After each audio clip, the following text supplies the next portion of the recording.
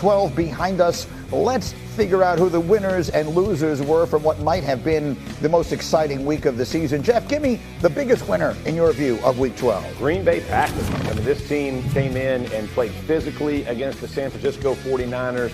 Kind of a game they wanted to play. 3 one-yard touchdowns by Jacobs right there. They were by far the most physical team. You're seeing Jordan Love kind of ascend or try to ascend as the season goes on for a playoff push. I like where this team is, getting better defensively. It was a big win for them this weekend. Packers a winner. Dominique, who was your biggest loser? I think it was the Steelers. The Steelers have been fighting for us to take them seriously all season, despite the fact that their record's been impressive. They've knocked off the Ravens last week, and I think some of us started to say, yeah, maybe. And then a snowstorm hits them in Cleveland, and they lose to the Browns, who are not a legitimate contender. So it's a real loss and mistake for the Steelers, and it opens the door for the Ravens to come back and retake that division. Which they did a good job of last night. Graz, give me another winner from Week 12. I got Baker Mayfield and the Tampa Bay Buccaneers rolling over the Giants. Yep. Baker's having more fun than anybody except maybe Jameis right now playing football. Look at this touchdown run. He's going to tumble into the end zone, and he had something in mind for the celebration. I don't think he pulled it off. I think he's trying to do the Tommy DeVito thing.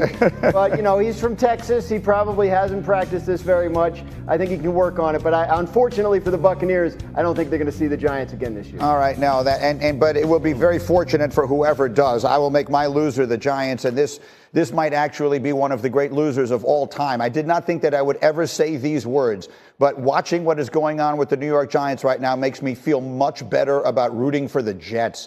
That's how just horrendous and how horrendously played this has been by the Giants. An organization that, look, they date back to the very beginning of the league. They were very respected. The family is very respected. I have great respect for John Mara, but the degree to which they have screwed this thing up is almost impossible to fathom. I want you to consider not only that Saquon Barkley right now is in the conversation for MVP, they allowed Xavier McKinney to walk out the door, and he is now leading the league in interceptions. They traded Leonard Williams mid-season last year. He had 2 sacks this weekend. So as Rex said, the Giants played great yesterday. They just didn't play for the Giants. And what they've done now with Daniel Jones, and this is where I will defer to the players sitting here, because the feeling I got both on Sunday Countdown and then here yesterday from Teddy, from Randy, from Rex, from Alex Smith, and all the people who have played the game, D. Wood, to cut your quarterback for financial reasons with 7 games left in the season. We see this happen in the NFL sometimes the last week of the year. Don't play him because we don't want to trigger an injury guarantee.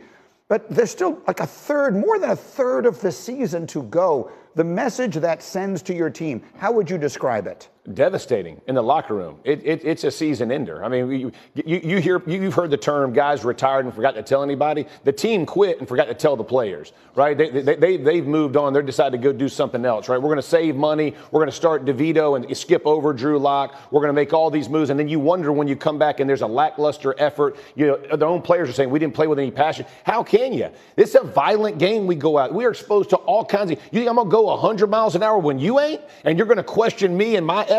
And Neighbors, God love the kid, man. Had a great start to the season. He's in having to answer questions of, he doesn't get a ball thrown to him.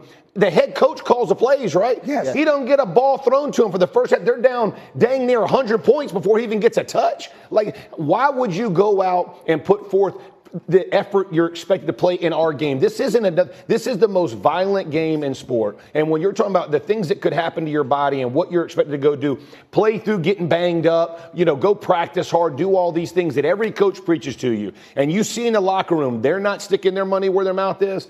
Everybody's checked out. This is culture is a word that is often discussed in football, but I don't know that people completely understand that decisions like this is what impacts your culture. And this is how you develop a losing culture. That's exactly right. You are telegraphing to your team that it is not important, that we're going to tank, we're going to lose because we want to save a couple bucks. So what you're telling your team is not to do the best that you can, not to sacrifice, not to take risk. And it's not even a huge risk to leave Daniel Jones out there because he's the best quarterback you have, or even make the argument that we could go to Drew Lock, give us a better chance. He's going to win. We're not going to try to shortcut it. We're not going to tank. We're not going to take the easy way out. We're going to do the best thing we can do to put the best team on the field today. That's right. And that permeates, that lasts. That's something that we see consistent amongst these teams. It's so rare in football. It's not basketball where you can draft the right guy and everything turns around. It's so rare in football that you find one guy. I feel like the Bengals may be the only time that I've seen it happen where you bring in. And frankly, that culture hasn't fully changed yet either. That's right. Where you brought in a quarterback and then you're all good. But they still seem to have issues with that. Like these type of decisions are what would cement the culture of losing. And I said that people don't understand it. It's about the accepted activities and behaviors. That's what culture is. That's exactly right. When you walk in, these are what is expected of you. When I walked into the Ravens building, I understood what was expected of me. The same thing in Denver, and the same thing when I went to Atlanta. When you walk into the Giants building, you understand what's expected of you, and it's not very much. So that contrast with the Steelers is a particularly tough one for the Giants to handle, right? Because the ownership, they're so close with the Rooney family, Mara family, Rooney. So how many coaches have the Steelers had in the Super Bowl era? Three. How many coaches have the Giants had the last 7 years? Right. Three. At least right? three, I mean, like this is the problem when there's no consistency in terms of the vision for the organization. It continues to change. You don't stick with the plan. There's no consistency to these moves. Yeah, they traded Leonard Williams at the deadline last year. They didn't trade Saquon Barkley at the deadline last year because, I mean, they knew they were going to move on from him. They could have gotten something for him, right? They didn't use the transition or franchise tag on Xavier McKinney, which would have kept him there, given them time to negotiate a new contract. They did use it on Saquon Barkley last year. So there's not even consistency in terms of the decision making. You can't tell what is the vision, what's the plan. Right. It doesn't feel like they have one, and that permeates in the locker room too, right? If you're a Giants fan, if a player did this, if a player tapped out halfway through the season because the contract money reason. Halfway and was like, hey, I'm going to get really paid next year, y'all. I'm going to take this one off. Good luck the rest of the 8 games. Every owner would be beating on the GM. Yes. We're not taking this player. We're not going to do this. We're not going to do that. But the organization does it, and we give them a pass. Ain't giving no passes, bro. Everybody's culpable from the top down. It's absolute garbage. You know who else fought like hell this weekend? The Cowboys. Yeah. And the much questioned Micah Parsons said afterwards, I'm not tanking. We're out here fighting. They're not a good team, but they fought like hell this weekend. Absolutely. The Giants have absolutely waved the white flag, and it is a bad look. As we continue. Welcome to the John Crowder Show on YouTube, exclusively on YouTube. And if you're watching this anywhere else, you're not watching it right. Again, I'm John Crowder. Thank you for subscribing, following. Make sure you hit the little bell so you can get the alerts. We love to show these shows. Skip, Stephen A., a lot of other hosts, Pat McAfee. We're tuned in with this type of content. So if you want to receive this content and you want to get it the way we're showing it through YouTube directly to you, go ahead and hit that like, hit that subscribe, and we're going to make sure we get you the content. Right now, we're in Atlanta, Georgia. We're going to be all over the country visiting different colleges, different events, different professional events. So make sure you stay locked in. We're going to be giving away tickets. The first set of tickets will be given away in about 2 weeks. So make sure that you like, subscribe, and follow. The most active person that subscribed will get 2 tickets. We'll have more details on that coming up. Just make sure you stay locked in. This is going to be about a 5-minute outro to the video. I wanted to go ahead and introduce myself so you can follow, you can like, you can subscribe. And again, we just like to have fun here. We like to give away tickets. We like to talk sports. We like to give away our free picks. You know, it's a lot of things to help you hit parlays that we're going to give you the details to, whether it be the weather for the game, whether it be the historical data for the spreads. It's so many things that we can help out with. So if you are into sports betting, we're going to have a platform for you to branch off. Our first goal, though, is to hit 1,000 subscribers, and that's going to start with you today. So make sure that you go ahead and share, like, subscribe. This content is brought to you absolutely free, and we want to make sure we keep it that way. We're going to make sure the shows we bring you is absolutely free. No need for the cable guy. Understood? So look, if you're rocking with us today, go ahead, comment, like, subscribe, and share.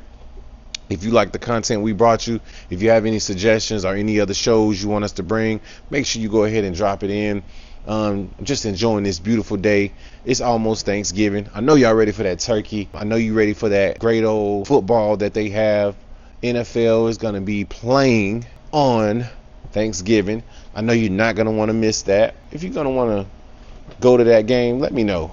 You know, we might have some tickets, man. We might have some tickets. Depending on what city you're in, we might have some tickets. It's just been a crazy NFL season. You know, I had a couple of bets in this NFL. It's been tricky. I'm not going to lie. The teams I thought would win, lost. The teams I thought would lose, won. So I have been having a lot of success, though, in the college football. So I'll be glad to share my picks. Got a lot of good insights, a lot of good historical data on the college. Been actually hitting some really good 6-pick parlays, 5, 4 picks, 3 picks, a lot. So, you know, if you want to rock with me on that, just stay tuned. Make sure you put on your alerts, like I said, and because we're going to have a lot of great content. Again, if you follow Stephen A, if you follow Shannon Sharp, you're gonna love this show because we give a lot of their content here and we go over it. You know, we like to comment on it sometimes. Sometimes we criticize them. Sometimes we praise them. You know, but on this channel, you know, we definitely want to bring you the content that you're looking for, and also an outlet to talk about it. You know, you might want to dive a little deeper into that. So hey, why not? You know, because you already know, man, I'm back again with another video. It's your boy John Crowder. All right, thank you for staying this long. Thank you for checking us out. Right now, we're just going to get into it. We're going to give you a second to go ahead and hit the like and go ahead and subscribe, and then go ahead and share this content. You can even drop a comment below. Like I said, let me know where you guys are from. I want to know if it's anybody, you know, here from New York, anybody here a Jets fan. I want to know how y'all feeling about Brett Favre right now. You know, I know y'all thought he was gonna be the golden child, but you know, it's that type of season though. But it is what it is. You always got next year, but I don't know how long Brett Favre is gonna be. So tell me what y'all think about Aaron Rodgers for the Jets. Aaron Rodgers, all right. Yeah, you might have to wait till year 2. But how do you Jets fans think he's doing so far? What's his report? You know, that first game he played, you know, it was a primetime game. I thought he was pretty sharp, man. But yeah, as the season wore on, it hasn't looked as good. But you know, we still got a few games left. Let's see what happens. You know, I think they'll get a good draft pick this year. But who knows? But anything y'all want to talk about here, we can do it. And also, I want to share a couple of my upcoming events that we're going to have. We're definitely going to have we're going to be at the draft this coming year, 2025 draft, which is going to be amazing. We're also going to be at the Super Bowl, you know, so that's another amazing event. And also we're going to be at the All-Star game for the MLB this year. You know, we will have a lot of content like this showing for the next couple of weeks. So if you have any questions about any of those teams, you can drop a comment below. And again, I'm back again with another video. See you next time.